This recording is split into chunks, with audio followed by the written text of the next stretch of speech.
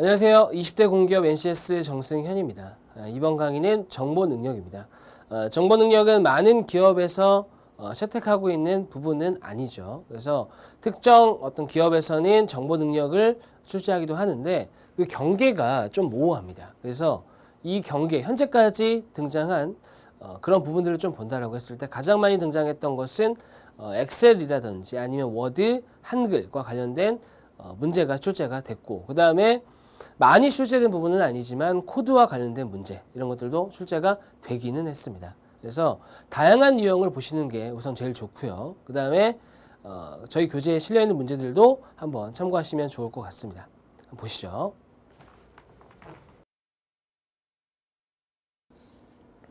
자, 우선은 3번부터 같이 보도록 하겠습니다. 3번은 화면이 좀 크게 띄워져 있죠. 그래서 이 문제 같은 경우는 엑셀과 관련된 문제인데 여기 스프레드시트라고 되어 있습니다. 스프레드시트는 엑셀과 같고요. 보시면 되겠죠. 송 사원은 현재 각 거래처들에서 사들인 물품에 대한 구매 금액과 물품의 판매 금액을 스프레드시트 문서로 정리하고 있는 중이다.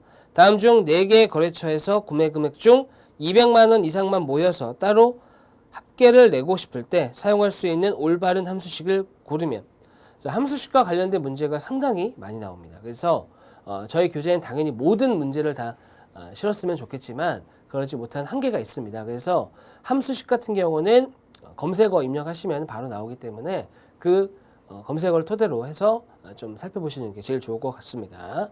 자, 여기서는 지금 200만 원 이상인 것만 모아서 따로 합계를 내고 싶다라고 했죠. 그래서 여기서는 200만 원 이상이고 아니죠. 그렇죠? 그렇다면은 어떻게 해야 되냐? 첫 번째는 이 세 개를 그냥 더하면 되는 거죠. 그렇죠? 썸 해가지고 해도 되겠지만 그렇게 되면 요거는 자료가 좀 제한적으로 되어 있기 때문에 그렇지만 실제로는 자료가 굉장히 많겠죠. 그렇다면은 어떻게 되는 거죠? 부분적으로만 볼 수 있게끔 설정을 좀 해줘야 된다. 이런 얘기가 되겠습니다. 자, 구매 금액이면 이쪽입니다. 판매는 이쪽이고 구매는 이쪽인 거죠. 이쪽을 살펴보시면 되겠고, 일단은 B2부터 B5까지입니다. 그렇죠? 이 중에 200만 원 이상인 거를 여기다 넣겠다. 이런 조건과 관련된 함수식은 if가 들어가야 됩니다. if죠. if가 들어가야 됩니다. 조건을 주고 이 조건에 딸린 게 상황이 여러 가지가 있기 때문에 뭐 count if도 있고 뭐 sum if도 있고 등등등 추가적으로 많이 합쳐지는 형태가 되는 거죠. 그래서 이 if 굉장히 중요한 겁니다. 자, 여기서는 200만 원 이상인 걸 찾아야 되겠죠. 자, 1번, 2번은 1번 같은 경우는 B2부터 B5까지 그냥 더하라는 얘기입니다. 그죠? 자, 그렇기 때문에 아닌 거죠. 그 다음에 두 번째도 단순히 더하라고만 했기 때문에 아닌 거죠. 심지어 이것은 B1부터 C5입니다. B는 아무것도 없는데. 그죠? 그 다음에 세 번째 sum if라고 하는 건데 sum if라는 것은 뭐냐면은 조건 if와 그 다음에 sum 합과 합쳐진 거죠. 그렇죠? 그래서 합은 합인데 조건이 딸린 합입니다. 그래서 어떤 조건이냐면은 B2부터 B5까지 이상인 겁니다. 이렇게. 함수식 그 안에 들어가야 되는 여기 안에 들어갈 수 있는 기호는 이 기호가 따로 없기 때문에 그래서 이 기호를 쓰는 거죠. 그래서 이게 의미하는 게 바로 이상의 의미를 가지고 있는 겁니다. 그래서 거기 나와 있는 것처럼 sum if 더하긴 더할 건데 조건이 있는 걸 더하는 거고, 자, 범위가 어떻게 된다? B2부터 B5까지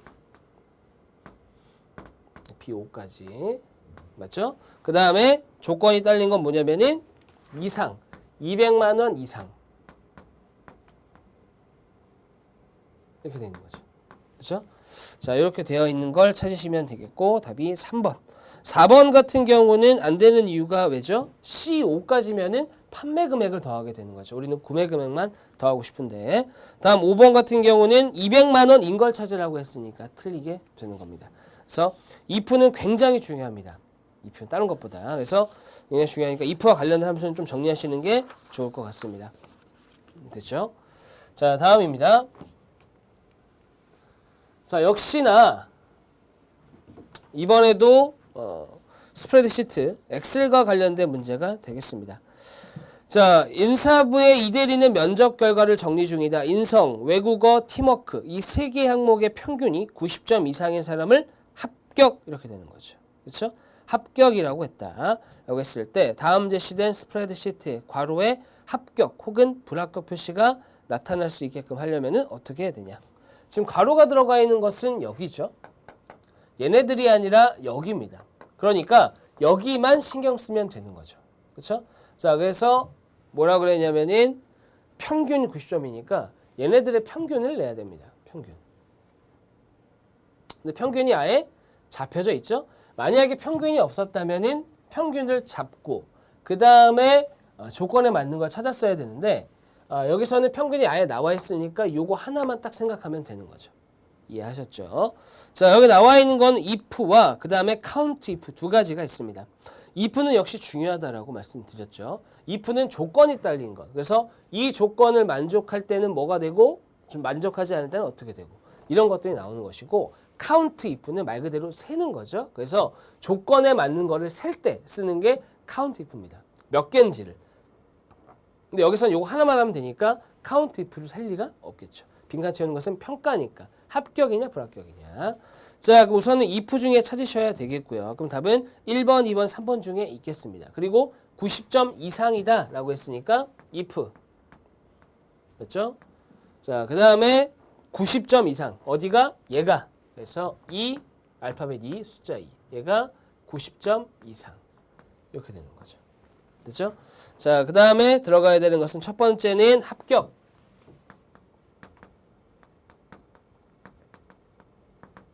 불합격. 이렇게 되는 거죠. 그렇죠? 자, if 함수를 다시 한번 좀 중요하니까 다시 정리해 보면은 if 함수 같은 경우는 들어가는 게 일단은 주어집니다. 그죠? 상황. 그죠? 그래서 조건이 주어지는 거죠. 이 조건을 만족했다. 그랬을 때 여기 들어가야 되는 것이 참일 때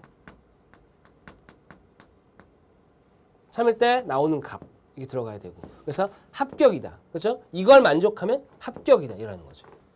그렇죠? 그다음에 만족하지 않는다. 거짓, 불만족. 거짓 좀 그렇죠? 거짓이라기보다는 불만족, 만족 안 할 때. 이것도 참이라기보다는 틀린 말은 아니지만 만족 이렇게 가보는 게 좋겠습니다. 만족하면 합격. 근데 이거는 이제 합격이 딱 뜨겠네요. 그러면 됐죠? 자, 그 다음에 count if가 있습니다. count if. 자, count if는 어떻게 되는 거죠? count if. 이거는 개수를 세는 거라고 그랬죠? 그래서 여기 조건이 들어가고 그 다음에 범위가 먼저 나와요. 죄송합니다. 범위. 어디서부터 어디까지. 하나 가지고는 세지 않습니다. 왜냐면은 세는 거죠. 몇 개인지를. 그럼 하나 갖고 했을 때는 셀 필요가 없는 거죠. 그죠? 그렇기 때문에 없다기보다는 의미가 없죠. 그래서 범위 나오고 조건 이렇게 등장하면 되는 거죠. 그래서 이걸 만족하는 것을 범위 내에서 찾아라 할 때 count if를 쓰는 겁니다. 많습니다. if. 그래서 if 관련된 것은 반드시 정리하시는 게 좋을 것 같습니다. 자, 됐죠? 자, 다음.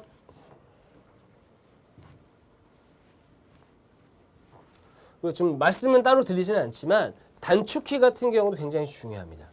단축키에서 뭐 예를 들어서 한글에서 뭐 당연히 카피하는 것 이런 거는 시험에 안 나오겠죠. 너무 쉬우니까. 근데 예를 들어서 이런 거죠. 이거 한글이라 생각하시고 이렇게 됐고 얘네를 합치려면 어떤 단축키를 이용해야 되냐. 그건 뭐죠? 한글에서 이렇게 선택을 했고 이미.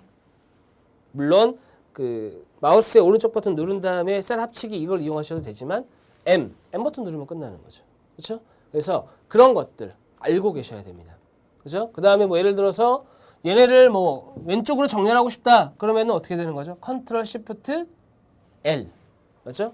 그다음에 가운데 놓고 싶다. 그러면 컨트롤 시프트 C 이런 것들. 그렇죠? 그다음에 뭐 스타일을 바꾸고 싶다. F6 이런 것들 알고 계셔야 됩니다.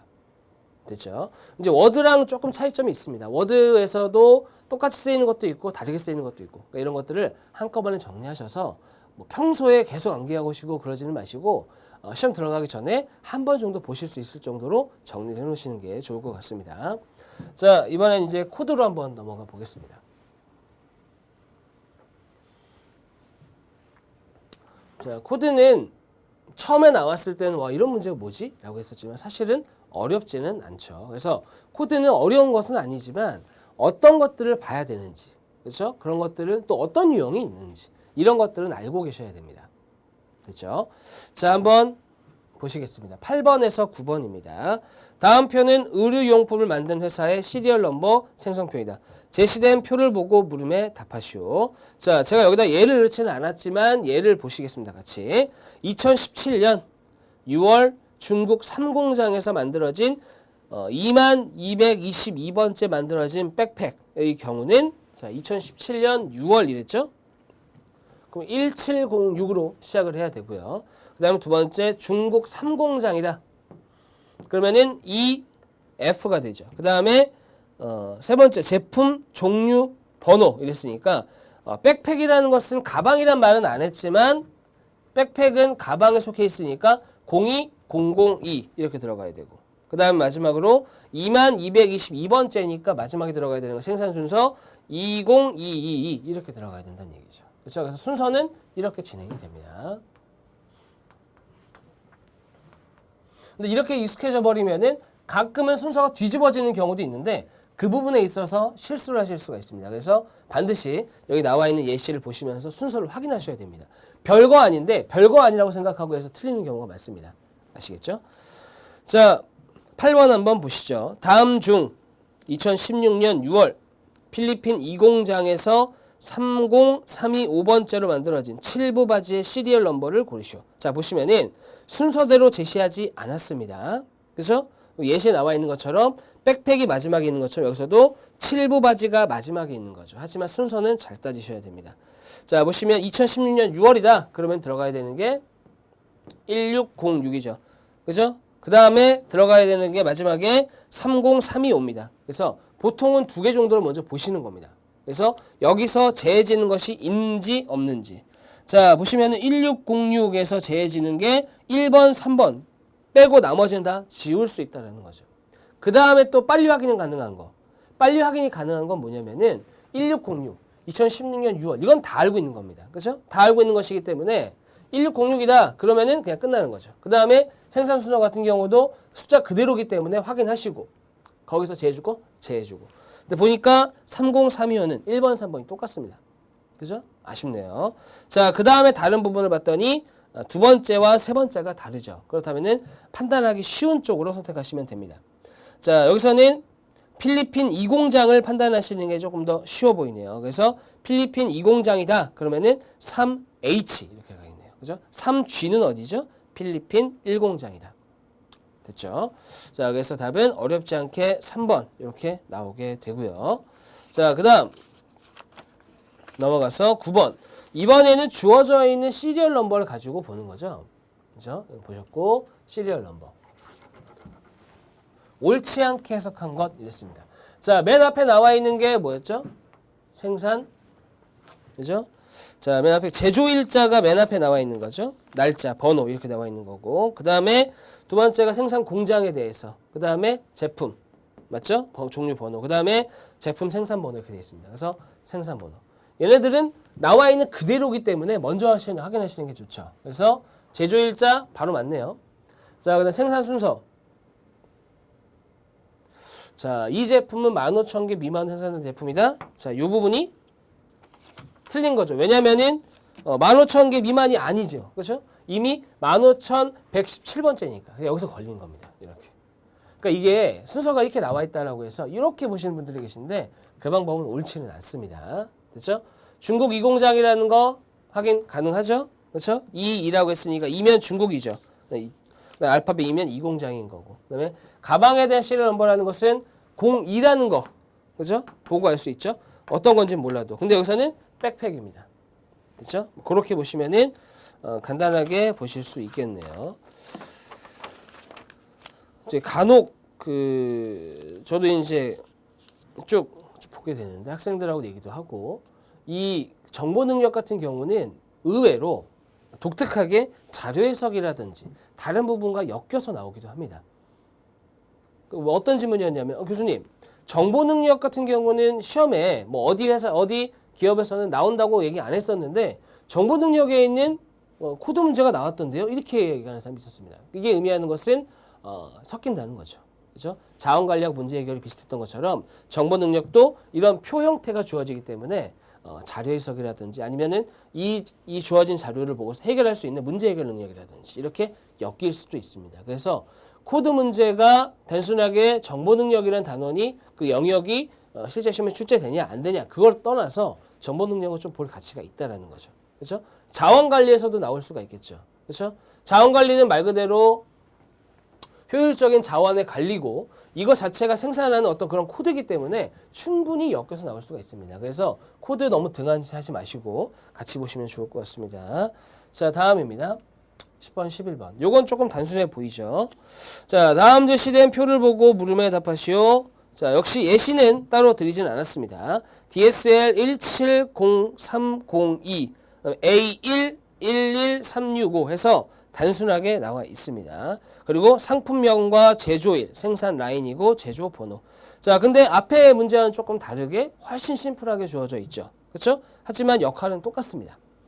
자, 상품명, 그죠? 그다음에 제조일은 170302 잃어버리면은 요거는 연도, 월, 그다음에 일까지 다 나온 거기 때문에 굳이 따로 줄 필요가 없었던 거죠. 그렇죠? 그다음에 생산 라인은 A1이다. 그죠? A1이구나. 거기까지입니다. 왜냐면은 디테일하게 들어가지 않았기 때문에. 그 다음에 제조 번호는 만들어진 순서겠죠. 그쵸? 제조 번호는 만들어진 순서다라는 거. 자, 그리고서 이제 상품명을 보시게 되면 DCA, DSL, DFC, DMC 이렇게 구분이 되죠. 그쵸? 다 카메라지만 다르다. 코드가. 자, 10번. 다음 제시된 시리얼 넘버를 보고 알 수 있는 것이 아닌 것은 DFC는 상품명입니다. DFC가 뭐였죠? DFC. 필름 카메라입니다. 그렇죠? 필름 카메라. 바로. 자, 기간 같은 경우는 바로 지울 수 있죠. 2017년도 맞죠? 제조. 그러니까 A2는 A2 라인이라는 거죠. 알 수 없다. 그렇죠? 맞는 거죠. 왜냐면은 제가 앞에서도 말씀드렸지만 조금 다릅니다. A2라는 것에 대해 생산 라인에 대해서 언급이 없었습니다. 그러면은 A2라는 것만 알 수 있지 그게 뭐라는 건지는 알 수가 없는 거죠. 어느 지역인지 그렇죠? 어느 공장인지 여기 2라고 써 있다고 해서 꼭 이 공장이라는 보장은 없습니다. 자, 맞고요. 자, 그다음에 4월 13일 안 늦었다? 네, 맞습니다. 자, 이 제품의 총 생산 개수 알 수 있다? 자, 교수님 13,543 아닌가요? 아니죠. 왜냐하면 요거는 어떤 제품에 대해서 그 제품이 만들어진 제조 번호, 제조 순서입니다. 이게 마지막이라는 보장이 없기 때문에 이게 총 생산 개수는 알 수가 없는 거죠. 그렇죠? 자, 앞에 나왔던 코드랑 조금 다릅니다. 코드 문제랑. 그래서 좀 다양한 유형을 보시라고 조금 더 넣어봤습니다. 됐죠? 자, 그 다음에 11번. 다음 중 2016년 10월 24일 C공장 3라인에서 1호, 4위, 5번째로 만들어진 디지털 카메라 상품 번호를 고른다면 자, 이것도 독특한 문제가 되죠. 갑자기. C공장 3라인이라는 것이 어느 공장인지 알 수가 없습니다. 그죠? 그러니까 이거는 상황 지시로 보시면 됩니다. 무슨 얘기냐면은 C공장 3라인이야? 그러면 C3을 써야 되나? 이렇게 될 수가 있다는 거죠. 그렇죠? 그러면 여러분들은 좀 애매하게 주어진 상황 또는 정보가 좀 덜 주어진 상황이라고 했을 때 적용하실 수 있으려면은 이런 것들은 가장 마지막에 확인하시는 거죠. 이해되셨죠? 자, 2016년 10월 24일이다. 그러면은 자, 10월 24일 아닌 거 자, 지우면 되겠죠. 아니고 됐죠? 그 다음에 15,425 1545 자, 1545 1545 다 1545 역시 이거는 문제가 안 되는 거죠. 그렇죠? 자, 디지털 카메라라고 했습니다. 디지털 카메라는 DCA. DCA 아닌 거 지워지죠? 남는 게 두 개 남았습니다. 그렇죠? 이거 두 개. DCA이고 똑같고 결과적으로 C이냐 C3이냐. 그러면은 여기서는 애매하지만 골라야 된다면 C3을 골랐어야 된다는 얘기죠. 그렇죠? 자, 그래서 이 부분 C3에 대해서 언급이 있었으면 더 좋았을 만한 문제가 되겠습니다. 그렇죠? 자, 그래서 답은 4번 이렇게 되는 거죠. 그렇죠? 자, 다음으로 넘어가 볼까요? 자, 그 다음에 나와 있는 것들도 역시 코드 문제인데 유사한 부분이 많기 때문에 그 부분은 넘어가시고 자, 그 다음에 14번으로 가보겠습니다. 14번의 경우는 조금 독특해 보이는 문제죠. 달라 보이기도 하고요. 자, 14번을 보시게 되면은 다음 제시된 사원 번호 부여 방식을 참고해서 같은 공장, 같은 부서에서 일하는 직원들로만 묶인 것을 고르면 이랬습니다. 됐죠? 자, 그럼 요거는 지금 부서별 코드는 따로 안 드렸습니다. 그렇죠? 의미가 없어 보여서 뺐는데 수험생 여러분들 책에는 그대로 들어가 있습니다. 자, 부서 코드가 SD01, GD02에서 05까지 해가지고 나와 있죠? 그죠? 그러면은 이 부분인 겁니다. 이 부분. 두 번째 부분. 그러면 두 번째 부분이 같은 걸 찾으면 되겠죠. 이런 건 보통 좀 유치하긴 하지만 일반적으로 자, SD01 여기 있죠? 그럼 이상민, 김민희를 주지는 않는다는 거죠. 그렇죠?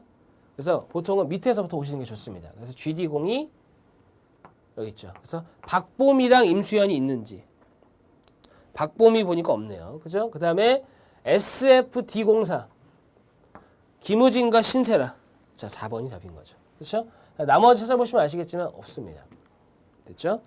자, 정보 능력에 대해서 간략하게 다시 한번 말씀드리면은 정보 능력은 단독으로는 그리 중요하다라고 보기는 좀 힘듭니다. 근데 앞으로 중요하지 않냐? 그거는 아니죠. 왜냐면은 정보 능력에서 사실 물어볼 수 있는 것들은 기존에 앞서서 나왔던 엑셀에 대한 함수라든지 단축키라든지 그다음에 이런 코드 이런 것뿐만 아니라 그 정보와 관련된 모든 범위 내에 대해서 다 나올 수가 있습니다. 사실은.